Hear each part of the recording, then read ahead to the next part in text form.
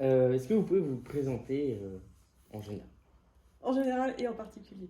Donc, moi, je suis enseignant-chercheur dans le département sciences végétales pour l'agriculture et l'horticulture, et ici dans l'équipe de génétique et amélioration des plantes. Donc, je suis arrivée en 2006, et avant, j'avais fait une formation d'ingénieur agronome et avec une thèse sur la tolérance du blé à la limitation des intrants azotés.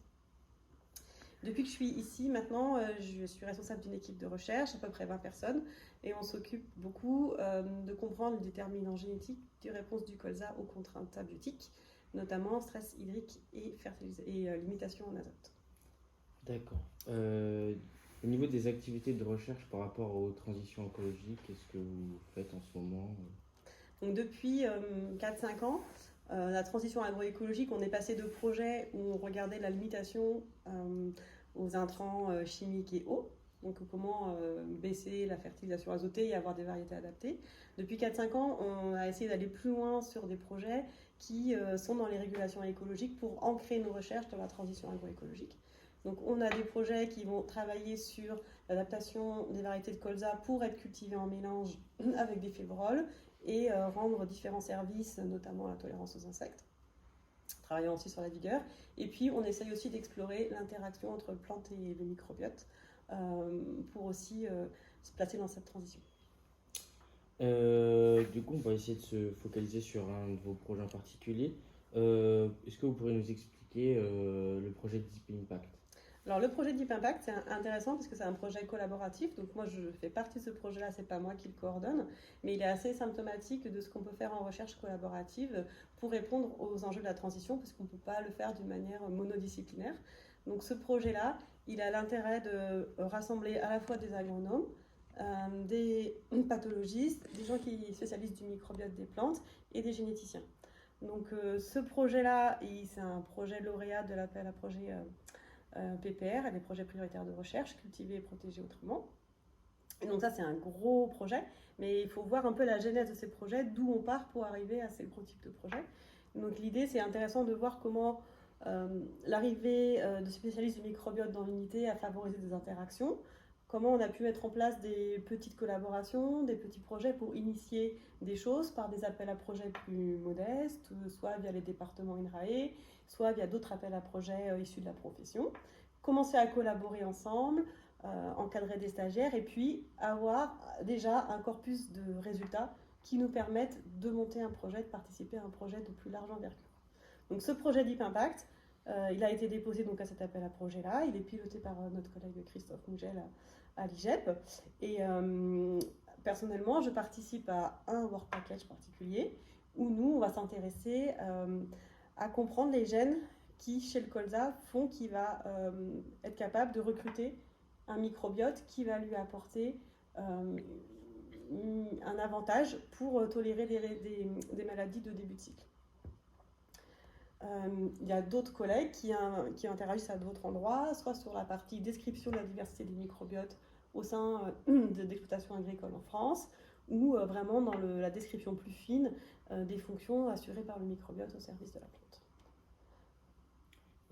D'accord. Donc du coup, comme on a un gros projet, et au niveau de la coordination de tous ces acteurs, comment ça se passe? Donc comment on est arrivé à pouvoir faire un projet. Donc initialement, donc c'est Christophe qui a commencé à prendre des contacts. Il a vu un corpus de collaboration à l'échelle nationale France. Il n'y a pas que l'équipe de Rennes, il y a des équipes à Dijon, des équipes à Clermont-Ferrand. Donc et puis nous, il y a vraiment un corpus de différentes personnes. Et puis, on a commencé à structurer le projet en lots de tâches ou en work package, donc avec un lot de tâches plus sur la partie agronomie, description des microbiotes dans les cultures de blé et de colza. Et puis, on va faire un lot de tâches sur la compréhension, la collecte de ces microbiotes, comprendre comment ils fonctionnent. Et puis, il y aura d'autres lots de tâches, dont celui qui nous préoccupe plus sur la partie comprendre les déterminants génétiques de l'adaptation et les interactions entre les gènes de la plante et les gènes du microbiote.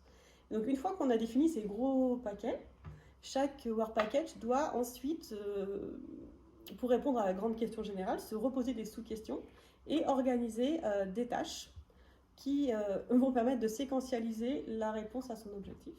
Et donc on va décomposer chaque work package, chaque lot de tâches en différentes actions Et chaque action aura une durée dans le temps, des livrables à rendre et normalement un coordinateur ou un responsable de tâches.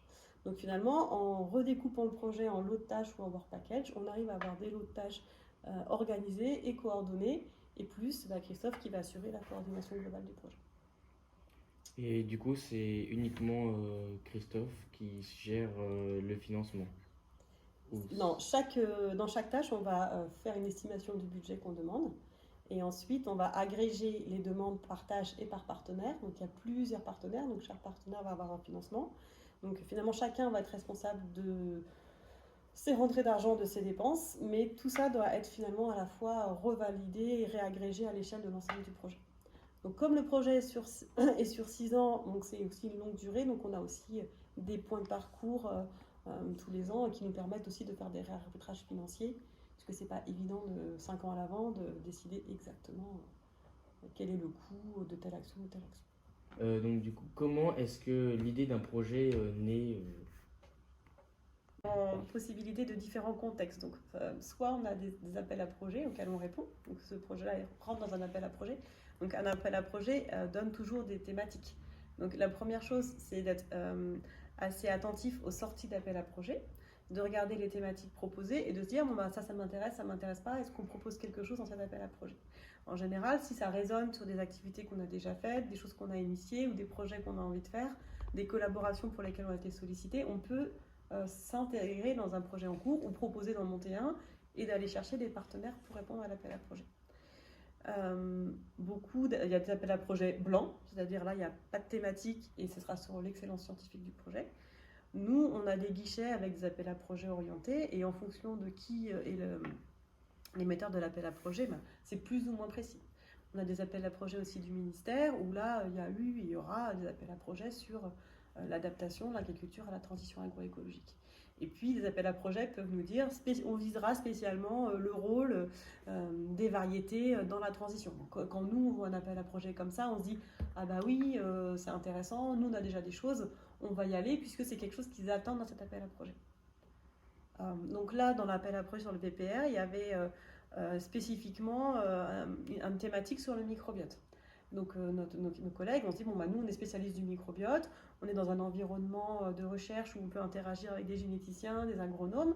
Moi, en tant que spécialiste du microbiote des plantes, je vois un appel à projet où on me dit, c'est microbiote qui clignote partout autour de l'appel à projet. On se dit, bon, ce serait quand même dommage de ne pas y aller. C'est aussi un projet là qui était sur le long terme, donc on a des fonctionnements sur 6 ans, ça nous évite d'aller tous les 2 ans redéposer des projets.